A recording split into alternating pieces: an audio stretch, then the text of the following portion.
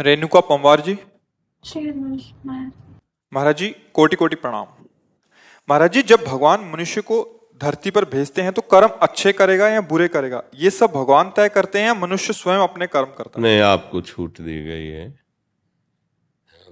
खेल में उतार दिया गया, अब तुम देखो आउट होते हो या विजय श्री प्राप्त करते हो, तुम्हारे ऊपर मेहनत की तुम्हारी बात है। कबहू का करि करुणा नर देही, देत ईश बिनु हेतु सनेही।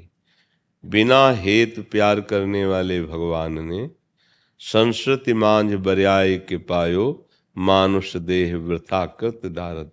84 के चक्र में कहीं भी गुंजाइश नहीं थी कि हम निकल पाते, तो रोक दिया, बीच में रोक दिया और मुझे निकालकर मनुष्य बना दिया। और मनुष्य बना करके भगवान ने साधु समागम शास्त्र रूप में अपने कल्याण का मार्ग निश्चित कराया।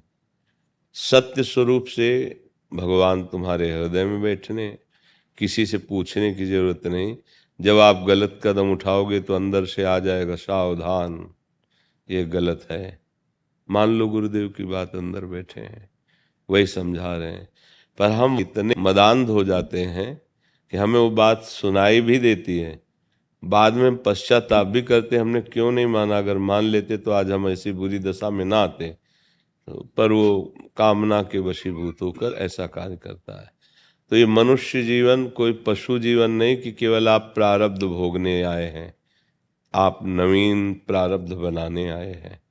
पुराने प्रारब्ध को नष्ट करके नवीन प्रारब्ध की रचना करना, ये मनुष्य जीवन का परम कर्तव्य है।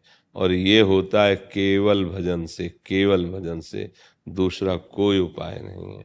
अन्य शुभ कर्म एक अलग है, अशुभ कर्म उसका फल अलग है, अन्य साधन उनका फल अलग है। लेकिन प्रभु के आश्रित होकर निरंतर नाम जप करना, इससे संचित कर्म भस्म हो जाते हैं। नवीन कर्म जो होने वाले हैं उन निष्प्रभावित हो जाते हैं। जो प्रारब्ध भोग है उसको सहने की शक्ति मिल जाती है। अगर नाम जप नहीं किया जाए तो फिर मनुष्य जीवन का कोई मतलब नहीं रह गया, तो पशुवत जीवन फिर रहता है। देखो ना आप, लोग राक्षसी बुद्धि को बढ़ावा देकर कहाँ पहुंच गए हैं, उन्नति मानते हैं। रोज शराब पीना, मांस खाना, नवीन नवीन शरीरों से व्यभिचार करना, वो अपने को सौभाग्यशाली धनी समझते हैं हमारी बड़ी उन्नति है, हम बड़े मौज में हैं। लेकिन जब तक पुण्य है तब तक भोग लो, और जिस दिन पाप का फल वर्तमान का पूर्व का जुड़ा तो तुम्हारे पुरखा पानी पा जाएंगे। जो अधर्माचरण है ऐसा रुलाएगा कि कोई आंसू पोंछने वाला नहीं मिलेगा विश्व में। पक्का पक्का समझ लो, केवल आपको भोगना पड़ेगा, आपको, आपका कर्म। हाँ, यहाँ कोई किसी का सहयोग देने वाला नहीं है। जब तक तुम्हारे सुकृत हैं तब तक तुम्हें सब हाथ मिलाएंगे, और जिस दिन दुष्कृत का परिणाम आएगा तो तुम बुलाओगे भी तो उसे सुनाई नहीं देगा, जाओगे भी तो पहचानेगा नहीं, मिलना चाहोगे तो छुप जाएगा कि कुछ ना कुछ मांग करेगा, कोई ना कोई बात करेगा। उधार भी देंगे तो वापस मिलने वाला है नहीं, सब उसे छोड़ देते हैं। इसलिए प्रार्थना है, भजन भले कम हो, गंदी बात नहीं होनी चाहिए। ये शराब पीना, ये मांस खाना, ये पराई माताओं बहनों या अन्य शरीरों से व्यभिचार करना, ये बहुत बुरी कलयुग की चाल है, सबको नष्ट कर देगा। एक बार ब्रह्मा जी से, ये चारों युग पुत्र हैं ब्रह्मा के, तो सामने प्रणाम किए।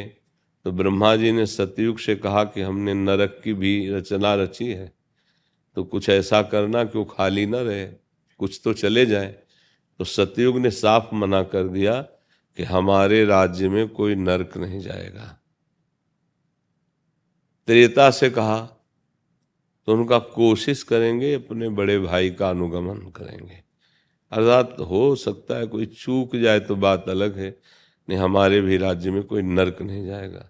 द्वापर से कहा तो उनका भरसक आपकी आज्ञा का पालन करूंगा। कलयुग की तरफ जो, तो उनका पिताश्री, जैसे भैया सतयुग ने कहा कि हमारे राज्य में कोई नरक नहीं जाएगा, इसे वादा करते हैं, हमारे राज्य में कोई स्वर्ग या परम पद नहीं प्राप्त कर सकता। चूक हो जाए तो बात अलग है, हाउसफुल रहेगा नरक। तो अब आप देखो, महापाप रखे गए जो हमारे शास्त्रों में हैं, जो शास्त्रज्ञ जन हैं वो जानते हैं, ये 5 महापाप रखे गए हैं। मदिरा पीना, परस्त्री गमन करना, जुआ खेलना, हिंसा अर्थात मांस खाना और चोरी करना, ये 5 महापाप रखे गए हैं। आप बोलो इनको महापाप माना जाता है या इनको ऊंची पार्टी के आदमी माना जाता है? ऊंची पार्टी का आदमी माना जाता ना।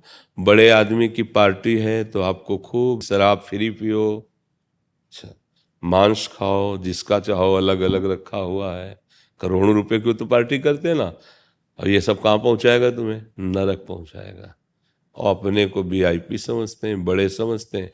अब बढ़िया दाल रोटी सात्विक सब्जी और भोजन और खीर और पुआ सब बना के रखो तो देखो क्या गया यार, घटिया आदमी था यार। इसका जब परिणाम आएगा, इसकी जब सजा आएगी, तब कोई पार्टी नहीं होगी, केवल तुम अकेले होगे जब भोगने का समय आएगा। अब यही बात समझाने के लिए संत महात्मा यात्रा करते हैं, मंडलियों से जा जाकर गांव गांव नगर नगर में जगाते हैं।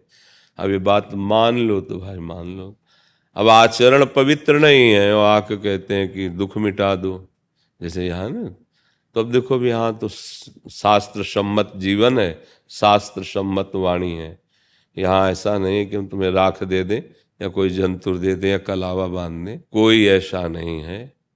भगवान के नाम से बढ़कर जो उद्धार कर सके, कल्याण कर सके, किसी राख में, किसी जंतुर में, किसी कलावा में या किसी के ऐसे करने में कुछ नहीं है। को न काहू के सुख दुख कर दाता और निज कृत कर्म भोग सुन भ्राता।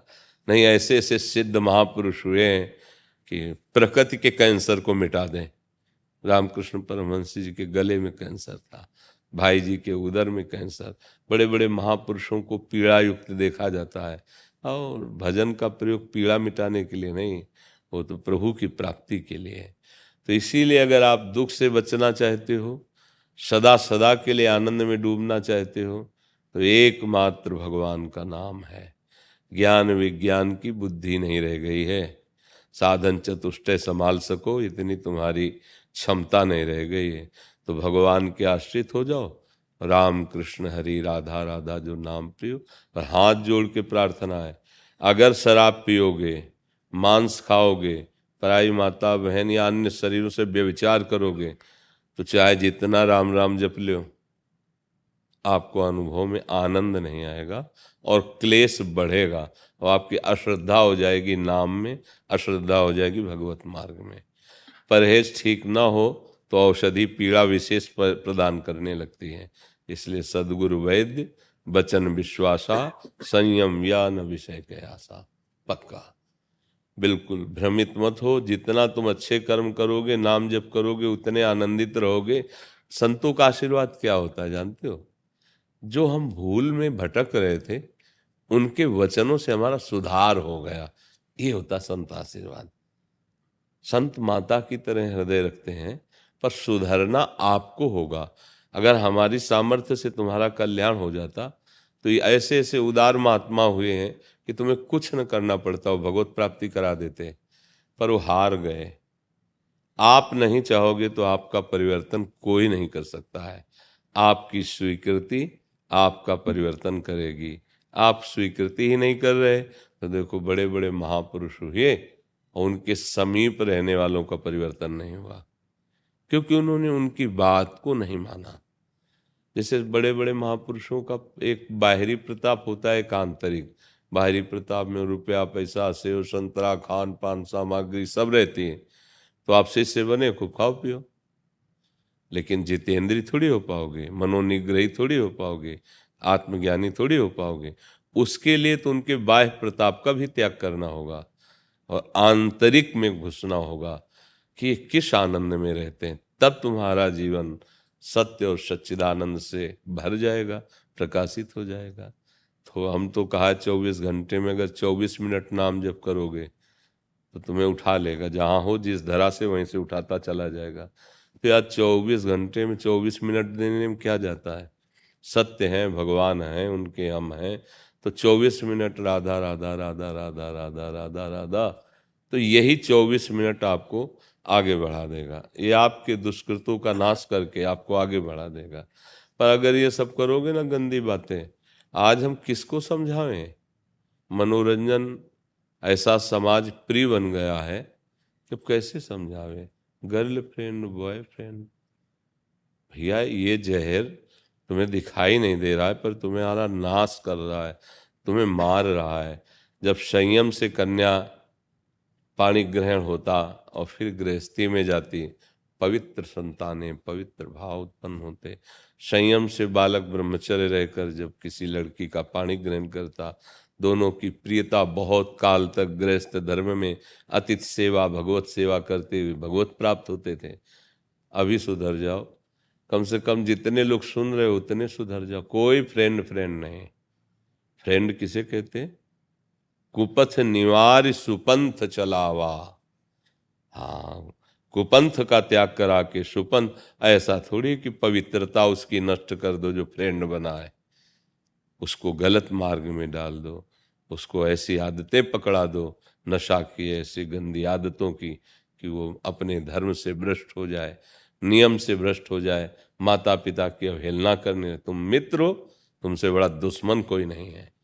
पर आप बच्चे हैं, अज्ञानी, समझते ही नहीं। तो इसलिए जिनकी समझ काम कर रही है उनसे प्रार्थना है कि बंद कर दो। इसमें तुम्हारा, तुम्हारे वंश का और कुल परंपरा का नाश हो जाएगा। खिलवाड़ मत समझो, नाश हो जाएगा। तुम्हारा विवेक काम नहीं कर रहा, इसलिए नहीं समझ पा रहे। न भजन होगा और न गृहस्थ धर्म में चल पाओगे। बहुत सावधान। पहले था माता पिता मिलकर के कन्या वर का चयन करते थे और सब धर्म शास्त्रों के अनुसार पाणी ग्रहण होता था, ब्राह्मण बुला के वैदिक। अब वो बोले लव मैरिज हो गया। एक आए थे धाम में जब थे, बोले आशीर्वाद दीजिए, हम दोनों का लव मैरिज हो गया। क्या हम बोले, क्या राधा राधा हमारे लिए तो प्रभु ही हो जाओ। 8 महीना बाद आए अकेले, तो हमको वो बच्ची नहीं आई साथ। बोले वो क्या कहते, तलाक को क्या कहते, डिवोर्स। हमका वाह लव मैरिज, वाह लव मैरिज। ऐसा लव मैरिज होता है कि 8 महीने में डिवोर्स हो गया? क्या समझा जीवन को? तो इसलिए भैया ये जब हमारी माताएं बहनें मर्यादा और धर्म से चलती थीं, तो जिस घर में जाती थी पहले उनके चरण पूजे जाते थे और उनको गृह लक्ष्मी कहा जाता था। और वो प्राण देना मंजूर था उनको, लेकिन धर्म विरुद्ध आचरण करना नहीं। कैसा भी पति हो, जैसा मिला उसे भगवान समझकर आजीवन निर्वाह करते थे। पत्नी को पति ये इस भाव से देखता था कि अपना परिवार छोड़कर हमारी शरण में आई है, हम इसके लिए प्राण दे देंगे, लेकिन इसका कभी विरोध नहीं करेंगे, कभी कष्ट नहीं देंगे। दोनों से प्यार से जो संतानें होती थी, देशभक्त, धर्मात्मा, बलिष्ठ, ऐसे। तो गंदी बातें त्यागो, राम कृष्ण हरि जो प्रिय हो, जितना बने उतना नाम जप करो, तो मनुष्य जीवन की सार्थकता है।